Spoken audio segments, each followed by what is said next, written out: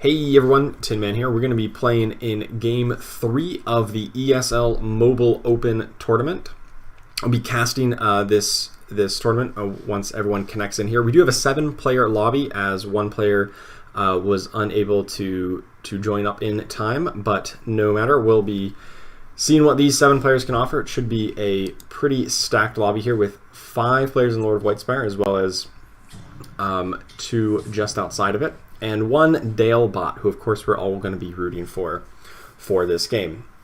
In our first 2 games, we saw Fresno, probably one of the favorites, win 1 game and then come in a very, very close second in the next. So let's follow Fresno to start off here. Does pick up a Clockwork, a Weaver, and a Nixos. And this is probably like the strongest turn 1 play you can realistically imagine here. Spending all 5 gold, getting the Scrappy bonus, getting the Insight bonus. Like this is like just the strongest 3-unit composition you can probably make. Here it does go up against a Chaos Knight who's very strong, but everybody on the opposing team is attacking the Scrappy bonus Clockwork. So they're not going to get too far as the insects make short work of the backline, and Fresno takes the first win. We do see Bungum going for at least a first round loss streak. Don't know if they're going to pursue an open fort strategy. They attempted to do that in the beginning of last game and then kind of pivoted out of it, but it didn't really work out too terribly well for them. So we'll keep an eye on that if there's an open fort strategy coming through, but if not, seems like everybody else will be playing the game kind of, normally. I don't really know if you call not open fort normal, but actually playing the game here in the opening few rounds. Looking around though, we don't see anybody pick up any 2-star units just yet. Fresno's the only one that really has a clear direction towards a composition with a few Scrappies and Insects. Scrappy's still a very strong meta comp if they can all come together in a couple different variations, whether it be with more Warlocks, more Deadeyes, or more Hunters. Or dragons even. There's a lot of options. Dragons have slightly fallen out of favor because Dragonite has been hit by a few nerfs and makes it a little bit less appealing, even with the Snapfire still being a strong early inventor. But of course, for right now, even if they don't end up going that way, the Scrappies and Insects is very strong. Otherwise, we see I want to take a look at Swift Panther here. Did take a loss, but does have a build that I really enjoy and I think is a little bit underappreciated, kind of a Heartless focused build with Pudge, Shadow Demon, Beastmaster in particular. You want to be stacking up Heartless, 2 or 4 Heartless with these kind of units, and then also physical damage dealers like Beastmaster and Bristleback in particular, but also some other Hunters, like if you have Drow Ranger for Heartless and Hunters, or just anything else that deals big chunks of physical damage. I actually think those kind of builds are relatively strong and relatively underplayed for how powerful they really can get. The problem is they kind of struggle at 1-star compared to a lot of other builds. They really are dependent on getting that 2-star Beastmaster. Like a 1-star Beastmaster just does nothing. I mean, he gets a big chunk of damage with the Wild Axes, but like, he just does nothing here. Certainly it feels like that compared to some 2-star Druids at least.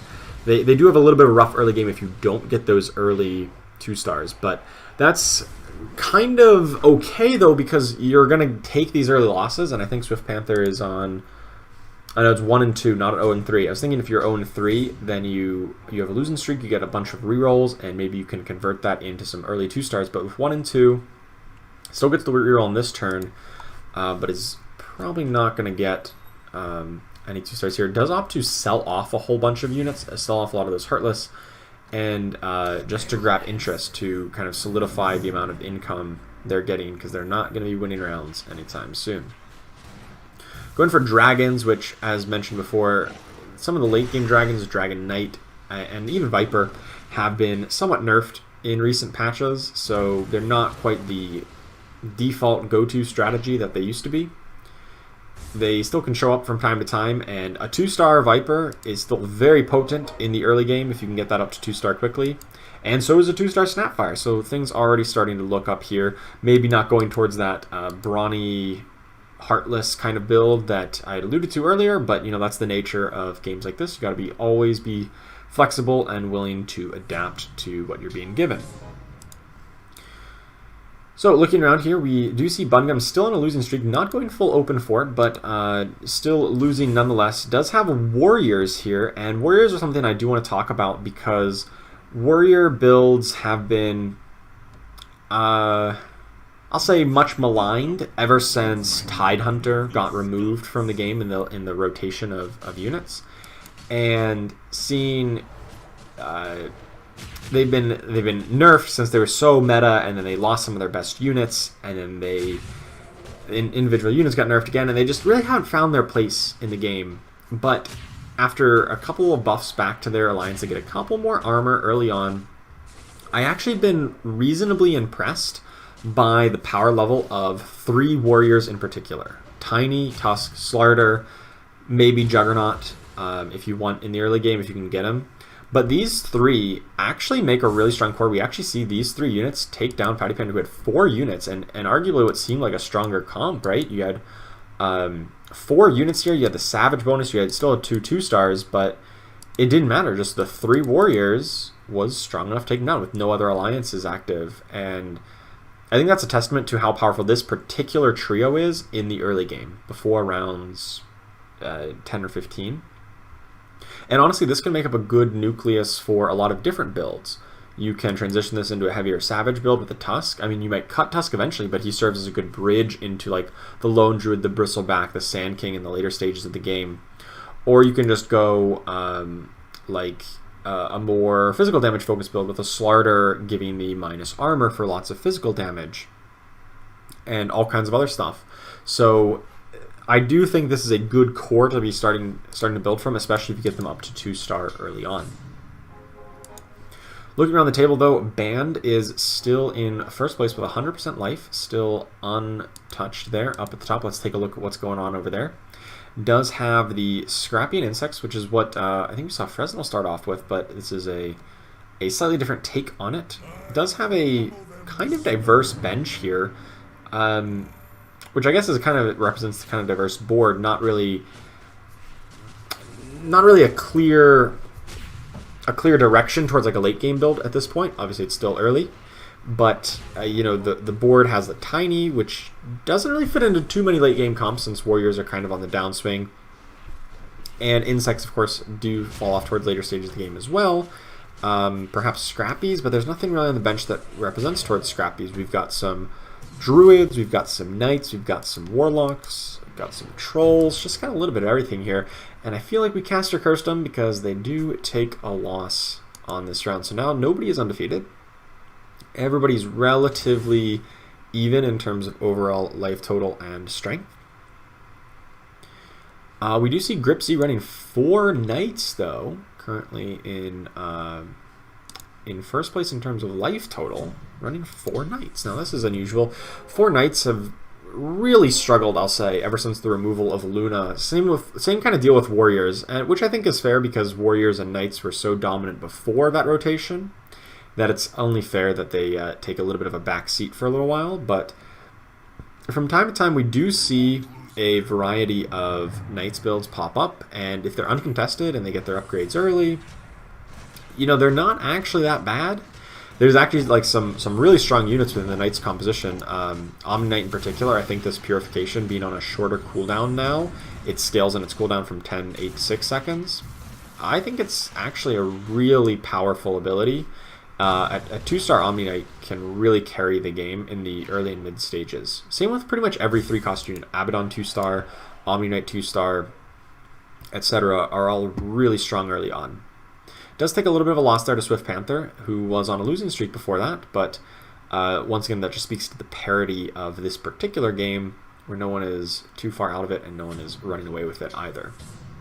Certainly no big win streaks are going to be completed here, at least not for a little while. We do see Bungum is the only one on any sort of win streak, as Gripsy does pick up a 2-star Chaos Knight and 2-star Bat Rider, and has the pair of the other Knights on the bench, or total, has not completed those up yet.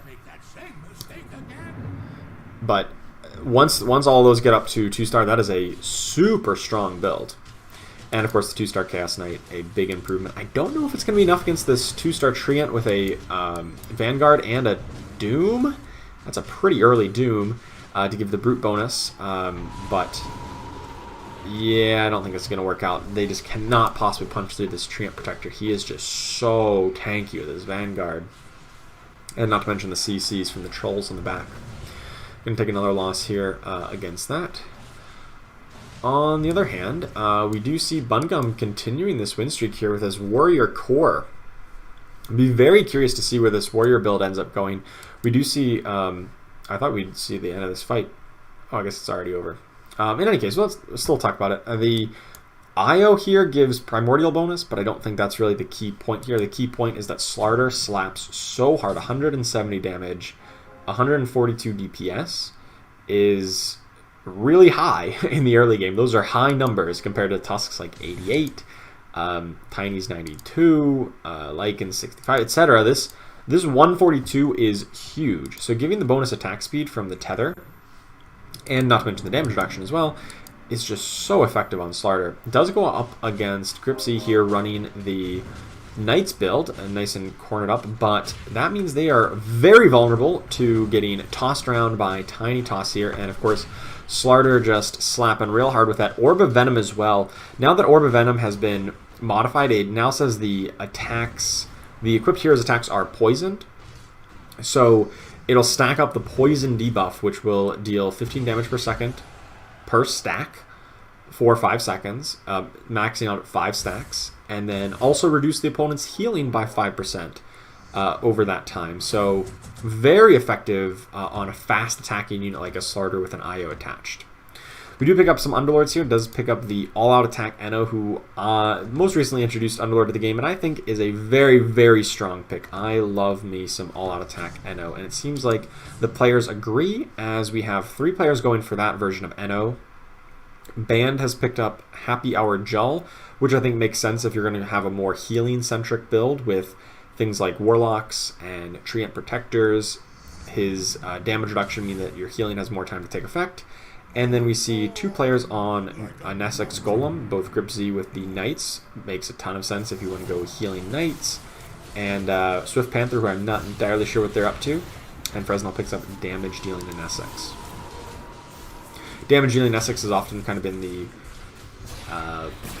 you know, the least popular build of an Essex, but she's been buffed repeatedly, and I kind of think that the Enthrall is very powerful if it does succeed. If you do manage to kill the Enthrall target, it is a very powerful effect.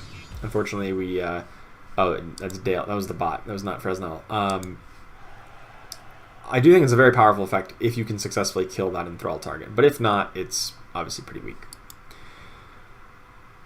So we've got 2 players on big win streaks, both Pouty Panda and Bungum here at the top of the tables. I'm just really fascinated with this Bungum build because the Warriors, like I said, it builds into so many different things. The Warriors build into Warlocks, because you grab Scaled and Savage between Venomancer, and then Shadow Fiend gives you Demons, and he's just an insanely powerful Warlock.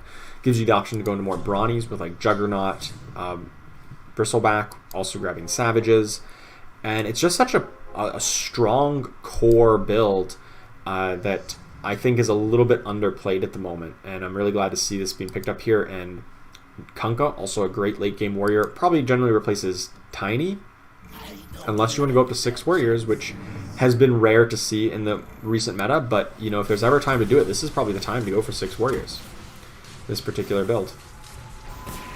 That Doom had a Blink Dagger in and then immediately got blown up by pretty much everybody. The Hex goes out on the IO, but that's not that important because Hex does not stop Tether.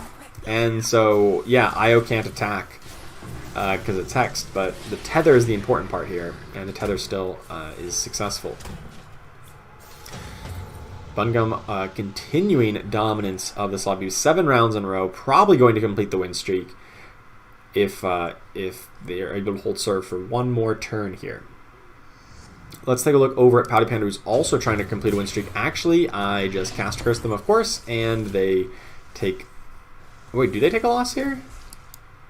Eno, hello. No chance Eno wins this, right? No. Close. But not quite. Okay, so Pouty Panda does go down just barely here to Grip Z, who's got the Knights build. This Knights build, 5 Knights already has Dragons. It's a 1-star Dragon Knight, but that was still enough to win that last fight.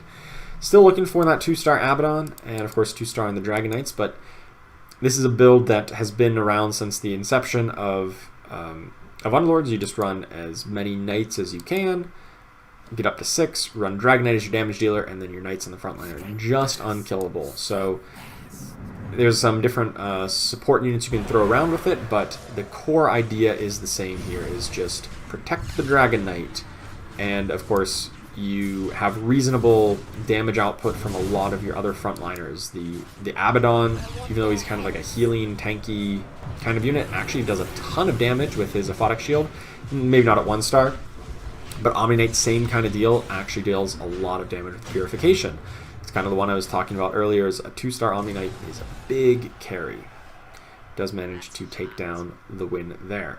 Bungum does complete the win streak against Dalebot. Kind of got a little bit of a bye on that final round to complete the win streak, but still a very strong build. I did want to see what was it, Pouty Panda was running. Did lose the win streak, but was still going pretty strong for a while. Is running this kind of a little bit of visual bug here, but is running a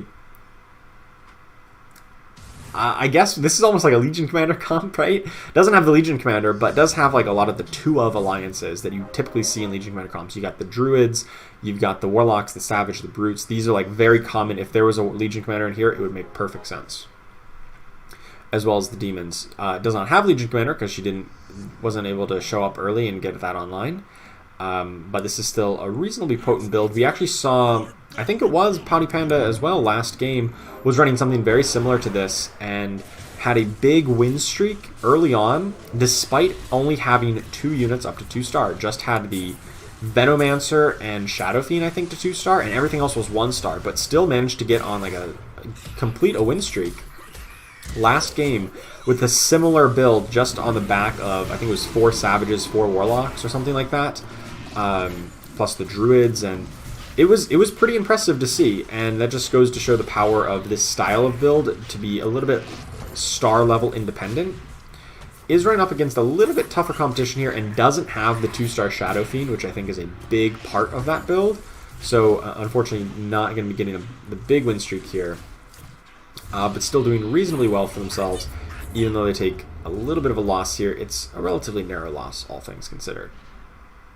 Well played. Let's take stock of the overall lobby and see where people are at. We actually see 2 players going towards a Knights build. Gripsy, who we've looked at a couple of times, and Sleep as well, going for a 6 Knight build. Now that's a little bit unusual.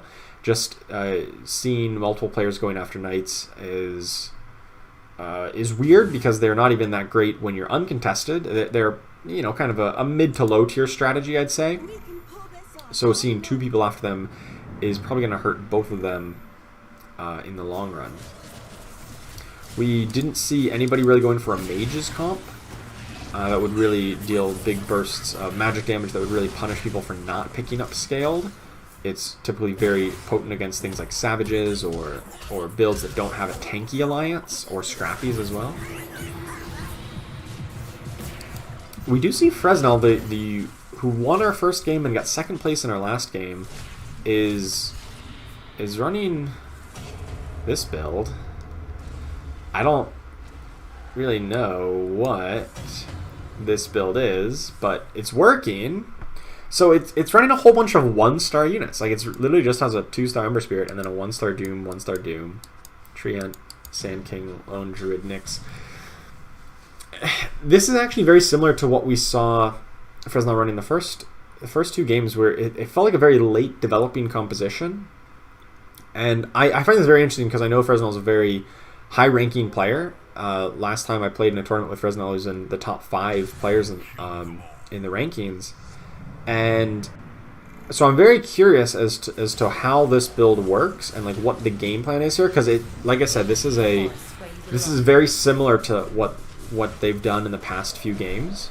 Is kind of this, you know, do whatever you want in the early game and then try to transition into this late game Assassins build, picking up the Queen's of Pain, the Bounty Hunter, the Viper, and there's apparently a lot of faith from Fresno that 6 assassins is like the truth, is like the best thing you can be doing in the meta right now.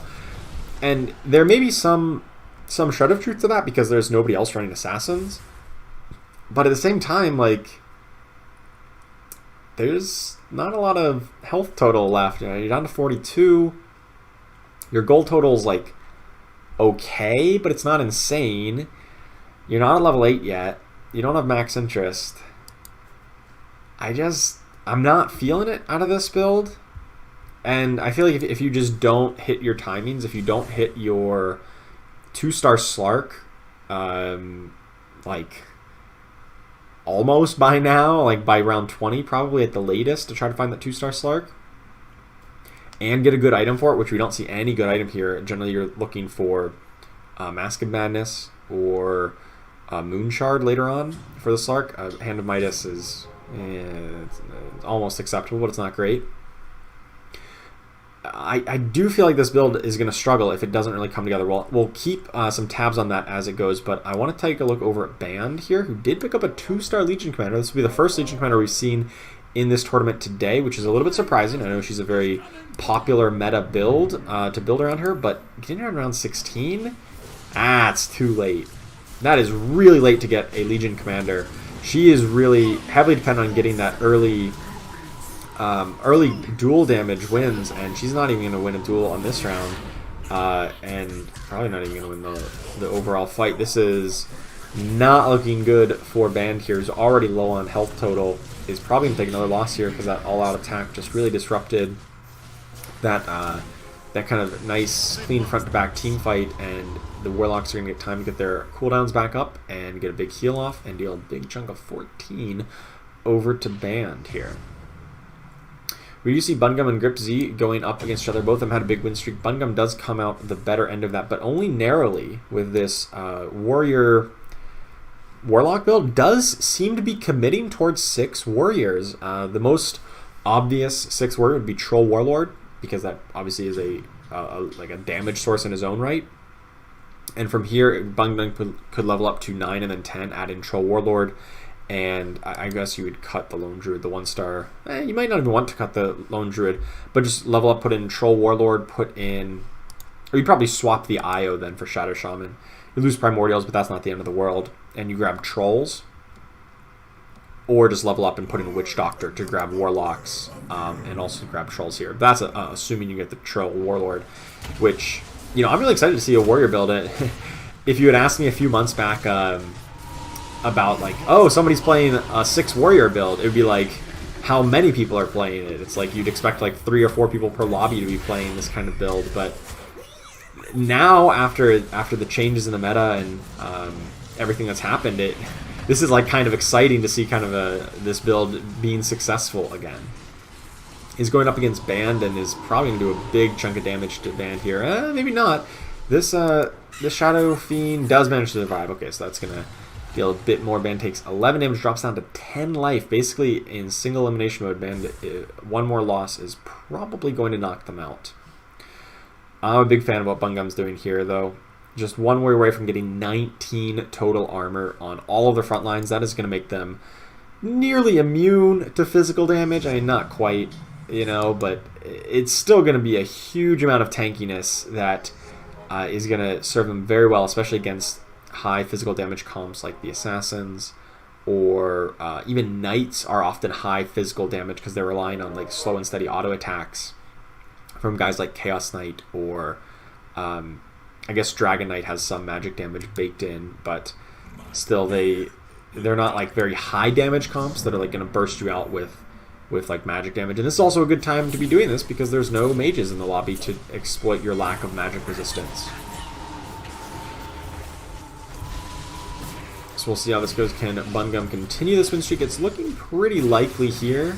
Double all-out attack, so things are going to get a little weird, but the Io does come back with a Tusk, and so that's going to almost certainly assure that Bungum's able to take this win here. Certainly will. Fresno, the player who's been doing well so far in this tournament, and we said we need to keep an eye on their kind of forced assassin build. It's not really working. Unfortunately, Band does get eliminated here. Band was running the Legion Commander comp that came together a little bit too late. Didn't really get the Legion Commander until round 16 or so, and that's not what you want to be doing. She really has no time to scale when you get her that late. So we do see Fresno pick up the Faceless Void, but is down to 0 gold. And if we look at the pack there, does have to sell off some stuff to get this 2-star Queen of Pain, and this is not looking good. Like, look how many 1-stars are still on the board. Faceless Void, Nyx Assassin, Dragon Knight. Yeah, I do feel like that this build was very much forced to be assassins from the get-go. Partially because, you know, there wasn't a good assassin build to be had in the early game for Fresnel here, but also because we've seen him do this forced assassin build in previous games, and it hasn't worked. Looks like it's going to actually survive one more turn here against Grip Z somehow. The Queen of Pain 2-star really pulling a lot of weight in this particular fight. Grip Z maybe... No, I was going to say it would be at a weak point actually here, but actually this looks like a pretty strong point for the Knights. Being all stacked up against Ember Spirits, AoE, same with Queen of Pain. They have pretty good items for these two units, the Kaya and the Desolator. Doesn't have the great item for the Slark, who would hopefully be the very late game carry, but the other units do have pretty decent items on them, all things considered. Looking around the table here, we also see Swift Panther in some trouble here running the Scrappy build. It does have the Gyrocopter, which is kind of the big turning point for Scrappies. Scrappies are very strong in the early game when you get 2 and 4 Scrappies right away, but they kind of fall off towards the mid game when they have 5 or 6 Scrappies.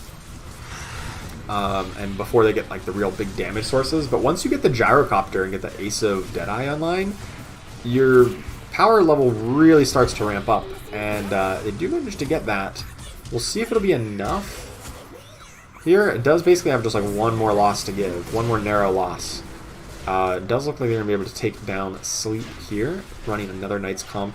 Both these Knights players, I think, are kind of showing why Knights are maybe a little bit less popular than you typically expect, or what they previously are. They're okay, but when they lack some star levels on units, specifically Dragon Knight, who's still a highly contested unit in a lot of other builds. Like, let's take a look at how many Dragon Knights are being picked up.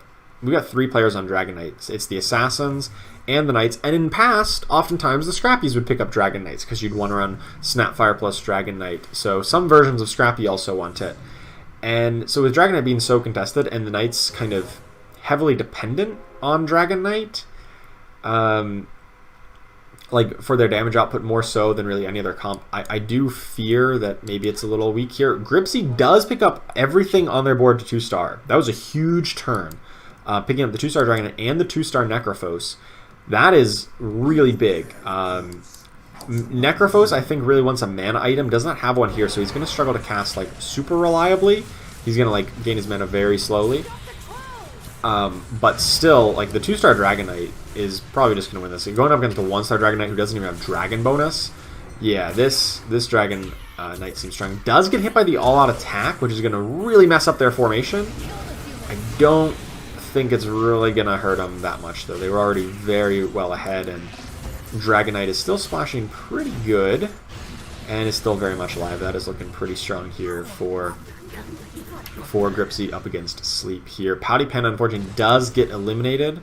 I guess we hadn't looked over at Pouty Pen for a while. It was running the Warlock build. I was kind of surprised it took 20 damage all at once. Was running the Warlock Savage build, which I guess just struggled in the early game. We've seen this Warlock Savage build do really strong in the early game, but they do need to get a couple of key units up to 2-star, and apparently Pouty Pen just was not able to really turn that corner and really get things all going there. I want to take another look at Fresnel, who's been hanging on by a thread here, just at 7 life, but does have the 2-star Dragon Knight now, does have the 2-star Slark, and most other things the 2-star is up against Grip Z, who did hit that big power spike just recently, so it'll be a very close one, but it's nice and stacked up formation against these Assassins, which I gotta feel like favors the Assassins. The Queen of Pain, the the Ember Spear just shredding through these stacked knights here, and of course the healing emphasis from Necrophos and healing in Essex not going to be doing too terribly much work here against the assassin debuff. Wow, this is you know, I was kind of down on Fresno's strategy here a little bit earlier, saying that, you know, this forcing assassin build maybe not the best of ideas, but you know, I'm being pleasantly surprised here. The ability to kind of turn things around here at a very low life total, sub 10 life, is kind of impressive at the moment. We do see, I mean, it could still very easily get eliminated in 5th place, which would obviously be pretty bad. But Swift Panther also dropping pretty low, did take a win there with this Scrappy build. It's kind of curious, the formation, by the way.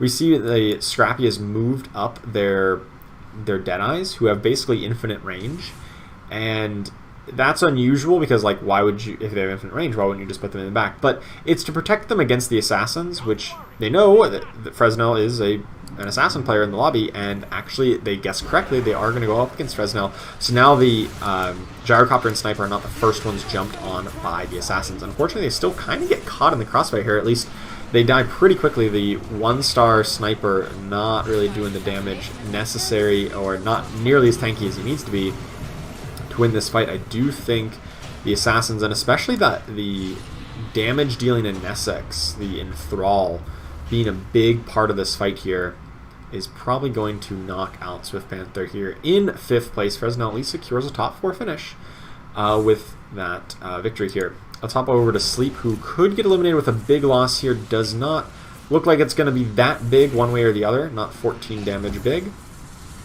So would still fight for another day. Does look like Sleep will take a loss here. Oh, this might be 14 actually. Hold on. This Lone Druid didn't die. This might be 14 exactly. I haven't counted. Oh no, Lone Druid dies at the very end. Yeah, if Lone Druid survived, I guess that's 3 damage more. Because he's a 4-cost unit at 2-star, so it would be deal 3 damage. The formula is a little bit wacky. But he would deal 3 damage there and still would have survived. So very close game here. Very impressed by the resilience of some of these players to just barely be hanging on here. And to see 2 Knights players in the top 4, and to see a Warrior build at the top of the standings right now is frankly quite impressive. I want to take another look at the Warrior, who does find the 6th Warrior, does not have the Troll Warlord, which would be the ideal one. Just has to settle for the Earth Spirit, which, you know, Earth Spirit's not a great warrior. Like, his CC is worse than something like Tiny, it's worse than something like Kunkka. His damage output is obviously worse than Slarder or Tusk or something, but, you know, when you just need your 6th Warrior, he basically says, give everybody else on your team plus 10 armor, or every other warrior on your team plus 10 armor. I guess you'll put up with it, and you'll say, alright, I'll play this relatively bad warrior just because all my other warriors get supercharged. And it's working. It's working very well here up against Gripsy, who's probably the biggest competition with still running 50 life. A solid win, maybe not a convincing win, because it's actually some of the units do fall, so it's not even that big. Unfortunately, Sleep does get eliminated by Fresno on the other board, so now there's just 1 Knights players left as Fresno continues his rather miraculous comeback from 7 life and what I thought was left for dead with a whole bunch of 1-star units on the board. But did manage to find up that 2-star Dragon Knight, 2-star Slark, 2-star Queen of Pain, and Sand King, and has managed to really pull it together here at 7 life, so really showing why Fresno is such a high-ranked player. And maybe this forcing assassin strat has some merit to it, at the very least in this lobby where no one else seems to have an interest in playing assassins. It's worked well for him every game so far. That being said here, there's always this kind of risk that somebody, like one of your big carries like Slark or somebody, just gets burst down really quick, just jumps in and takes a Dragon Knight's hit to the face for a few times and just dies off. It's kind of close here. Looking like Grip Z is actually going to get the better end of Fresno here. This Sven is still up, and a God Strength Sven does a ton of damage, and it looks like Fresno's comeback run has come to an end, eliminated in 3rd. But rather miraculous when I thought, honestly, by all appearances, it looked like Fresno was going to be dropping out in 6th a lot earlier on to be able to climb back and get up into 3rd. is certainly a testament to the strength of an assassin build when it finally does all come together, even if it's a touch weaker when it's not kind of fully formed. Alright, so now we've got, in our final two, we've got a 6 warrior build up against a 6 knights build. And the knights build seems a bit, well, the knights, actually both builds seem relatively like well developed. The warrior build here has got everybody to 2-star except the troll warlord, who's obviously going to be a little bit of a struggle to get up to 2-star. Does have the very powerful Vladimir's offering, which gives you even more armor to your team. And the warrior build is typically a little bit lacking in damage output, since you're obviously investing heavily in a defensive alliance. So that extra damage is very welcome. And lifesteal, most of your damage comes from auto attacks, from things like Slarter, Juggernaut, Troll Warlord, or even like the bear, the Lone Druid Bear. So this lifesteal is very important in this build. It's certainly a very strong item on its own right, but in particular in this build.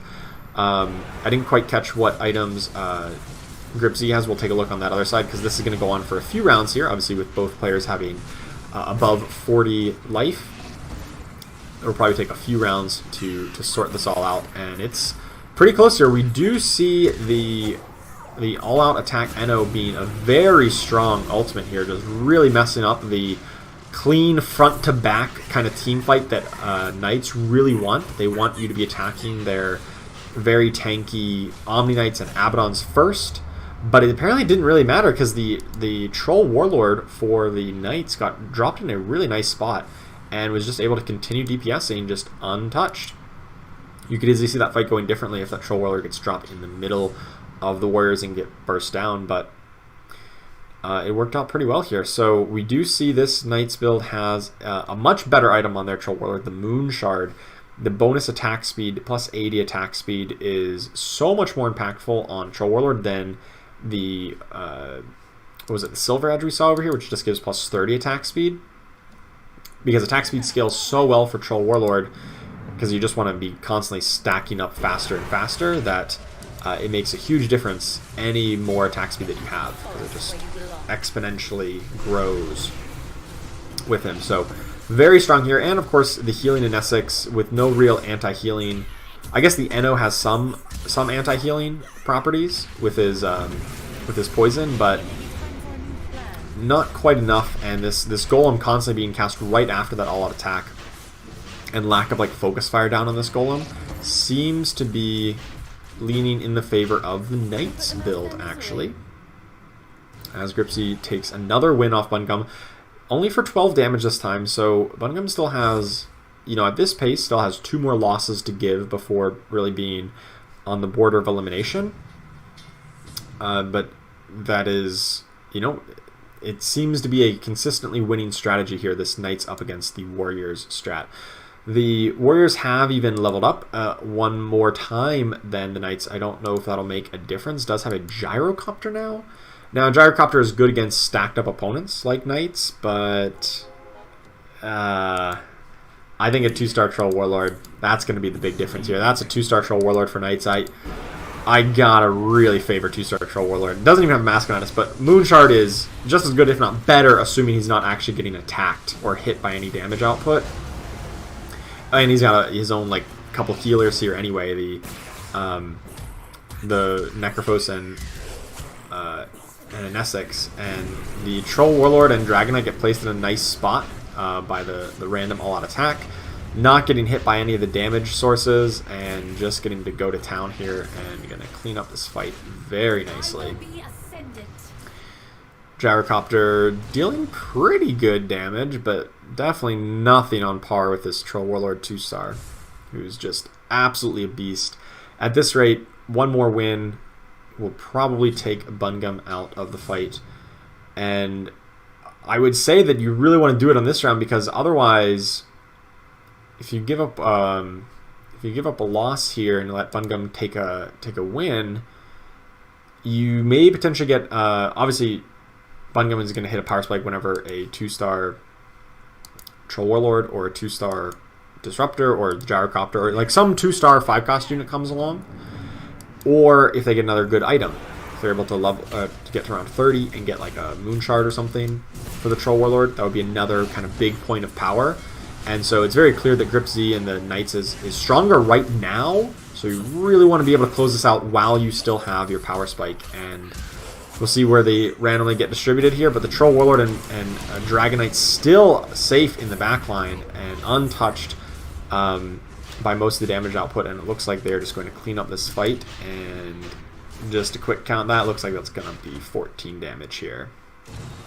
16 damage, in fact, as Grip Z, with a Knights build, manages to take down this lobby. This was a very impressive win, I'll say, seeing not only Knights win, but also competing against another Knights player in the top 4 for some units, and winning in rather convincing fashion.